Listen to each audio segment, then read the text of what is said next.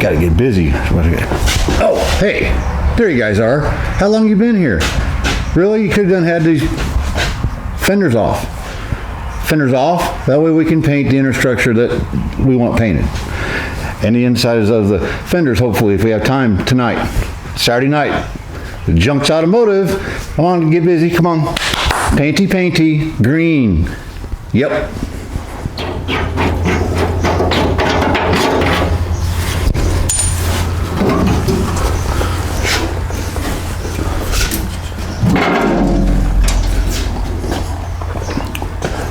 You guys get the rest, right? Yeah? Okay, right on. Well, sort of looks like we're starting over again, huh? Not really, trust me. It's just worse than it looks. Let me get you in here. I want to show you what the plan is. Plan is 415 inside the fenders. 415 just this edge. And just this edge, not the inside of the fenders, paint it British Racing Green and Clearcoat. Same on all 4 fenders. So you can tell I have a little bit of cleaning up to do on this edge and lots of masking. So here, no green yet. 415 all the way through here. This right here, British Racing Green with clear coat. So we got to prep all that. And this, you know, it's what it is. It's already been 415 and all that goodness. So, you know, I'm probably going to take a brush, and there's some spots I'd like to do with the 415 just to, you know, get it out of the way. Right there. Right there. Yep. You know, but we got to clean up all these edges. Get all this inside here. Scotch down.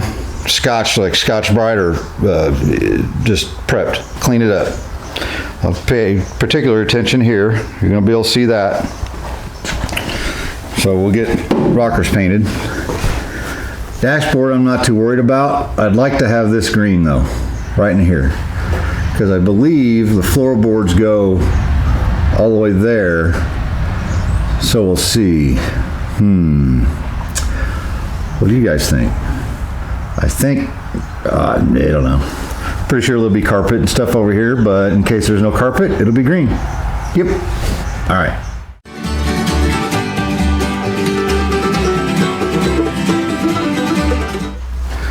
So, on all this is our original epoxy sealer that we put on it after we rust treated it. So I'm not going to pour 15 this, but I do need to rough it up, get it cleaned up, because we're going to put black epoxy sealer, one nice coat, let that set up. The reason I'm going to use black is because the outside is going to be black epoxy sealed, everything. That way the colors match, you see. From the insides and the inside of the doors, I use 415, which is black. It'll make the color just a little bit darker, you know. But to clean this up, of course, we're going to get all the dust out, but I need to scuff it up, right? From here, all the way down to this edge, right here. The Scotch Brite pad, the gray one, it's the coarser one. You know, so it'll end up being a good 400 grit anyway. They're really nice. You can get down these little corners and bunch it up and get in there, and you know. Now that card thing goes right here, so it's not a huge deal, but we want the paint to stick. So this is very old, well, considerably old epoxy compared to, say, yesterday or whatever. But it needs to be, so I got a little Bondo right there I need to clean up. But I can find that by doing this. Yeah. And these rocker panels, like I say, they've been replaced. There's some places in them. I'm not going to body work the tops of the rocker panels. I'm just not. Pretty sure when this car was new, you know. So, but I just want to get it cleaned up, scuffed up.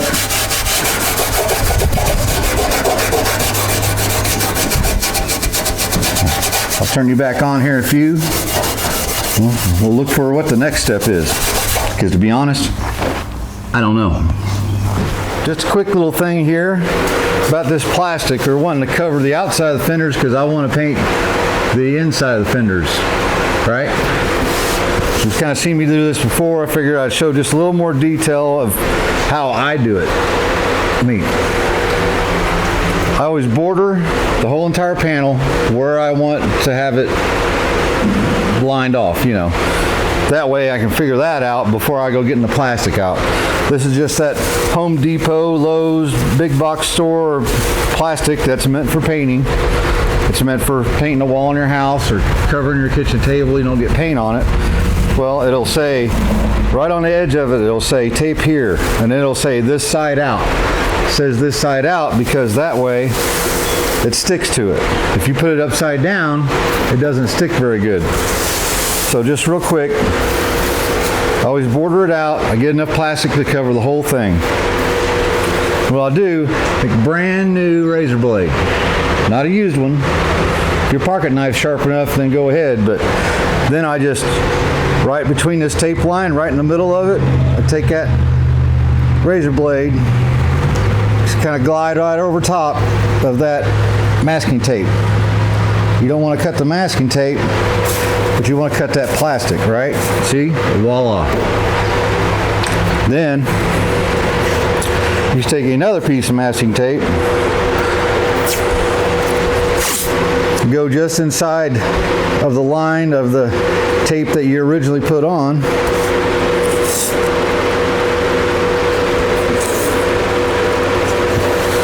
And there you go. And you just work your way around. A lot of times in a great big long line, you could do one spot to tack it down, another spot on the other end, tack it down, and then cut in between and put the tape in.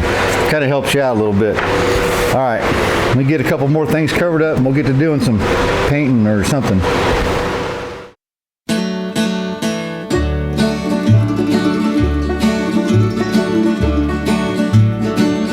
I killed a snake. I killed a snake. I didn't want to, but he just looked so damn creepy. I killed a snake. I killed a snake. With a puff of air from a gun that shoots pellets and BB.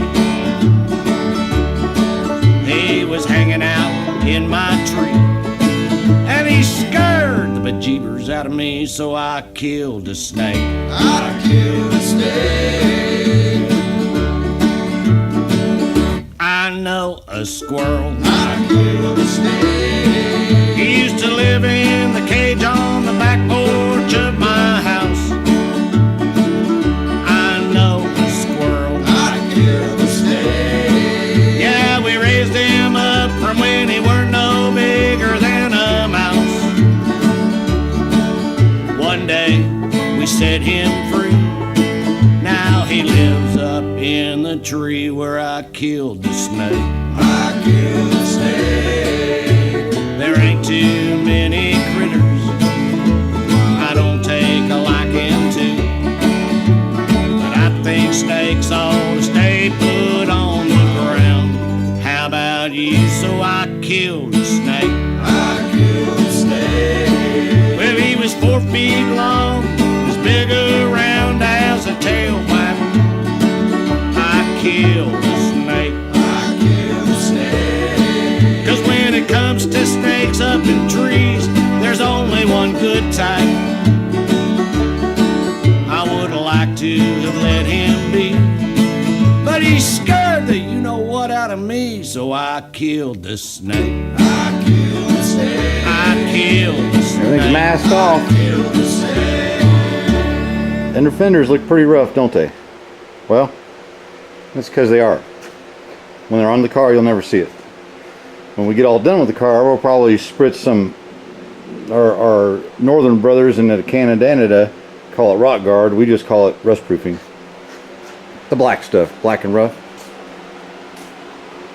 But we're going to soak this down with pour 15. I did scrape a little mud off of that one. You know, it'll etch in, eat into everything, and whatever is there that it doesn't stick to, it doesn't need to stick to. These edges are going to be green because when you open the door you can see that much of it. So I'm just going to spritz that. As usual, I should have been out here 3 hours ago painting these pour 15, but that's not how my life goes. So I'm just going to dust it, hopefully a nice thin coat, and I'll have to let it set up because I know what happens when you do this process of mine, the junks process, that pour 15 will bleed through if it's not set up hard enough. And it takes forever to dry. The reason it works so good is because moisture in the air is why it sets up. That's what makes it set up, not oxygen. It's actually moisture. So it absorbs the moisture out of that, and that's what keeps it from rusting again. Make sense? The edge is right here where I need pour 15. I'm going to do pour 15 up in here, right? And there. Not here. We're going to do black sealer, polyester, not polyester, but epoxy sealer, right? Just so it matches everything. Not a big deal. Pour 15, a couple places like right there, a little bit on the edge, just nice and dry. You know, I've got you like my little blanker here? So if you guys don't know or don't have MGs, MGAs or whatever, there's a pocket. There's the spare tires on the other side of that, and there's a pocket that goes and it sits on top of that spare tire. That's room to store stuff, and it gets riveted on, right? So you'll never really see the edge, but I didn't want to overspray, so I've got a piece of foam. It's about that thick. I cut it down so it's shoved in there just to keep some of the overspray from my nice painted trunk, right? The wife wonders why I keep that crap. Well, that's why. So I don't know. Let's just see how it goes. We'll have overspray on stuff, you know. Who cares? We're not going to Pebble Beach with this car. It'd take too long to get there. Let me mix up some paint. I'll show you after. Okay, something real quick. Somebody had asked a couple videos back, wanted to know what kind of spray guns I was using.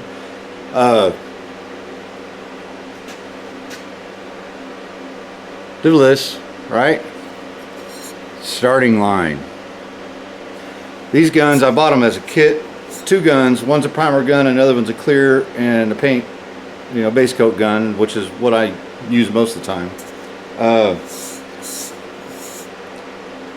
$200 for the pair, and this was probably 7 or 8 years ago.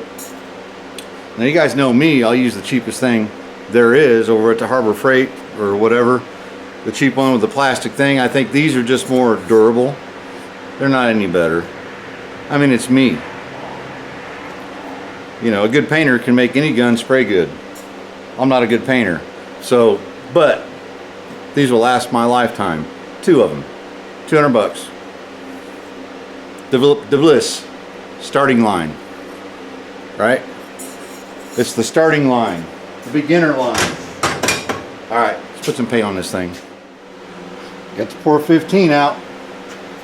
Remember I was telling you, you're gonna buy a gallon and save yourself a bunch of money. Poke a hole in it and just replace the masking tape every time. You know, still working. We've got a half that gallon left. So I got the pour 15 in there. Use some medium urethane reducer because it's urethane based. I've mixed it a little, about 2 to 1, a little bit more reducer. It's pretty thin.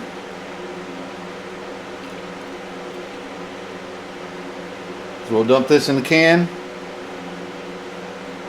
Get this stuff on. We'll have to sit around. I'm probably going to let this flash over an hour. It's getting late. Okay, gun's loaded up. I got the pressure down to about 20 psi, and they say, you know, less than that, but I like higher.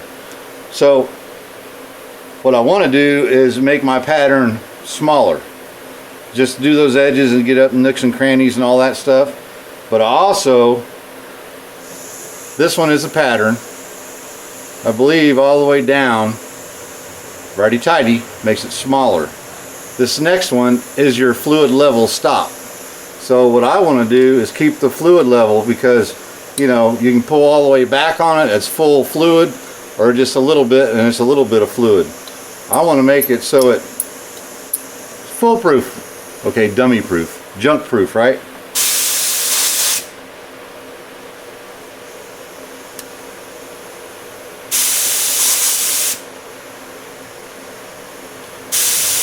There we go. See that? Just a little bit. That's what I want. So check it out.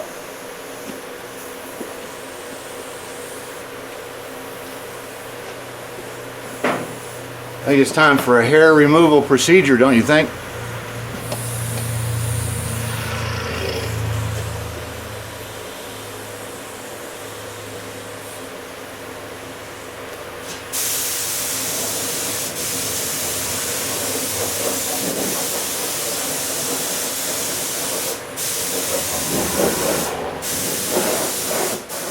Ooh. Well, there's your poor 15. Just a nice light single coat. That's a little bit touches up here and there, right there, you know. All the edges. Just a nice bristing, a sprinkle of the poor 15 on our body edge. Right there. Both sides. Yep. Same thing on the edges of the fenders, right? A nice thin coat. Right here where I've got to paint, a nice thin coat where you're going to see the paint. Everything else, just wide open, thick, let it go, right? We're not going to do anything else with it other than maybe spritz some rot guard, right? So anywhere there was repairs, you can almost see the line right through there where this fender had been repaired on the bottom. Loaded up nice and thick. Nice and thick. Right here where the fender, one of the back fenders had been cut off and replaced. Right there. You can see the line, right? You want to seal the back side of that, so water doesn't creep through some little tiny pinhole, gets underneath your bodywork, and you're done. But this poor 15 will go in there, you know. The first coat in here was nice and thin. It's gonna wick right down inside there. We're not gonna have a problem. Not there. Probably lots of other places, but all right. So I'll let this set for a good half hour, 45 minutes, and then we'll get the black epoxy primer, epoxy sealer, excuse me, and we'll do our door jambs on both sides. That'll flash over about the same time that's done flashing over. Who knows? The poor 15's flashing. Figure I'd get out the epoxy sealer. That's the kind that it is. It's the same as the paint, so I figured that's what we'll get. Of course, I opened the can, and this much of it is harder than a rock. Just, I mean, just gooey. So I took my drill and one of those little spade tools, you make big holes in wood, and just zit on the bench grinder, made it flat, stirred it all up. I think it'll be all right. I'm not particularly happy about it, but being mixed 1 to 1, so one hardener or one sealer, means this stuff is really thick. So I'm gonna mix it 1 to 1. I'm gonna put some reducer in it, thin it down a little bit, quick light coat, just to color, basically just to color the rocker panels.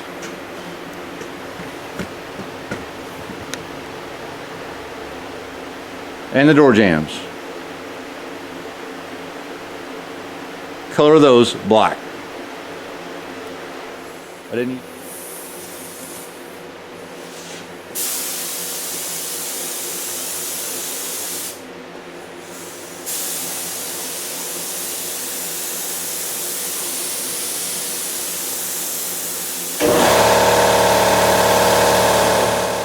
Epoxy sealer. Turned out pretty good. Just a nice light single coat. You can tell where, like I said, I'm not body working that. And ain't doing it.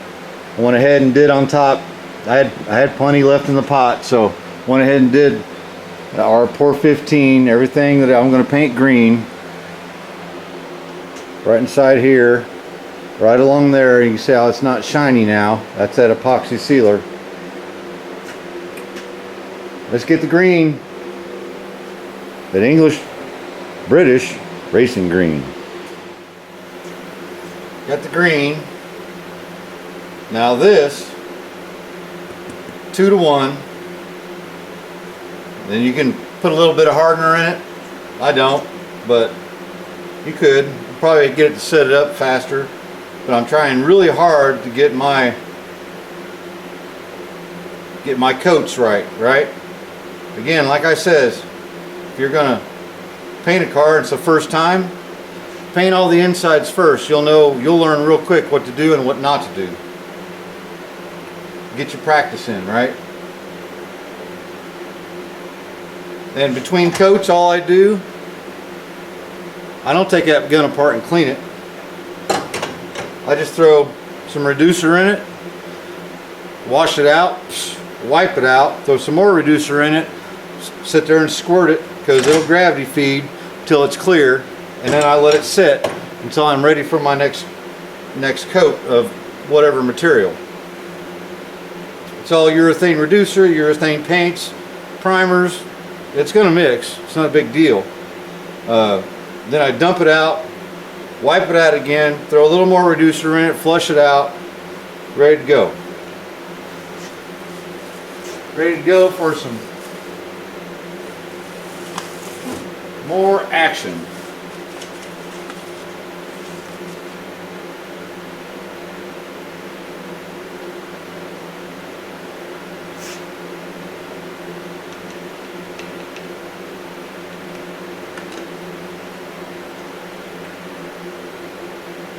Use a strainer, at least with your, your nicer paints. It's not that it's going to come out of the gun and blow onto your surface, but it could plug up your gun, get stuck in the needle, make it spray funny. And the guy that don't know what he's doing, man, he needs all the help he can get. Talking about me, not you. All right.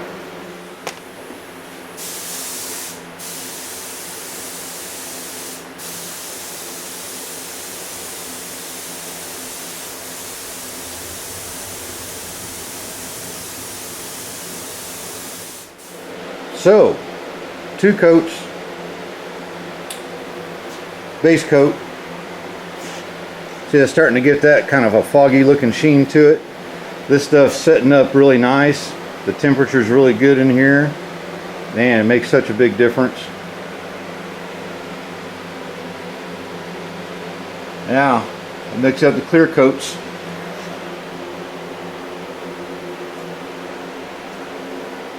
And that pour 15 does such a good job with the little rust pits. It fills them in and kind of levels things off. I just can't say anything bad about it, other than it takes forever to flash off, so you can put a top coat on it.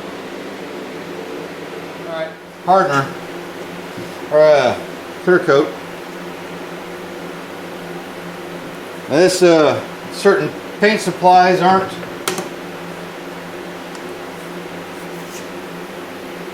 the cheapest. They're definitely not the most expensive. Mix up your hardener, it will separate. I've had it happen to me. don't know what it does if you spray it, but I've opened it up and been like, what's that at the bottom? This mixes 4 to 1. So my little cup here, see if I can show you. See the 4s? So I'll fill it up to whatever 4 I think I want, and then 1. So 1 to 1 is right there. 2 to 1 right there. You know, so it's not rocket science. If you didn't have one of these cups, probably use a Tupperware bowl and figure it out. Where was I?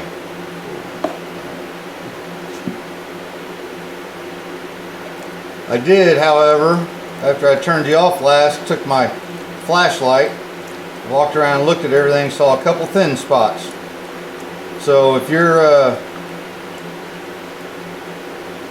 like me and mostly blind, you might want to do that before you go putting your clear coat on, because I could roll it outside during the daytime and go, oh, I missed a spot. Well, I missed a few.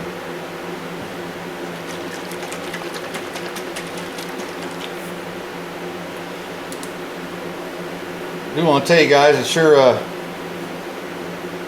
appreciate you watching. And that's not going to come off, is it? There we go. Sometimes the caps are a pain in the butt and you can just rip them off. Then they pop back on.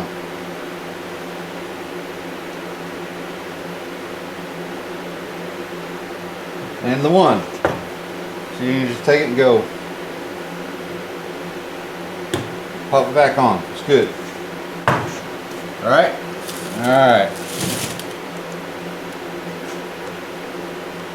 Anyhow, about to put some clear on this thing. It's going to look amazing. This car already does. You got to remember, this car originally was going to be a rat rod. Ralph said, yeah, I played with Ralph the other night, and he said, yeah. He said, I don't care if we just clear coat it. I said, well, it was my idea to paint it. I just think he's going to be happier with it, and I'll be more proud of it, and he'll be more proud of it. So make sure you guys look for a video every Sunday. Tell your friends, share it on your stuff. I don't know. Well, let me get this in here. I'll get a couple coats on, show you when I'm done.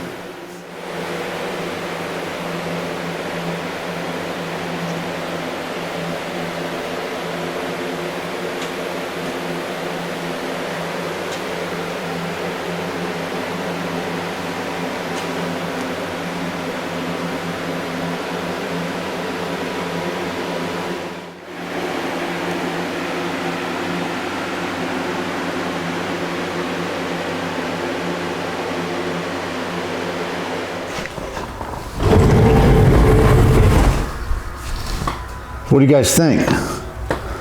You see how shiny that is? It was a multi-layered process, you know, a lot of cleaning and masking. It took all night. But, you know, I think it's the fastest, most efficient way to do it for a guy like you and I, or a gal like you and I, you know? You got one night, you want to get a lot done. This is how I did it. This is not really a how-to, it's a how I did it, you know.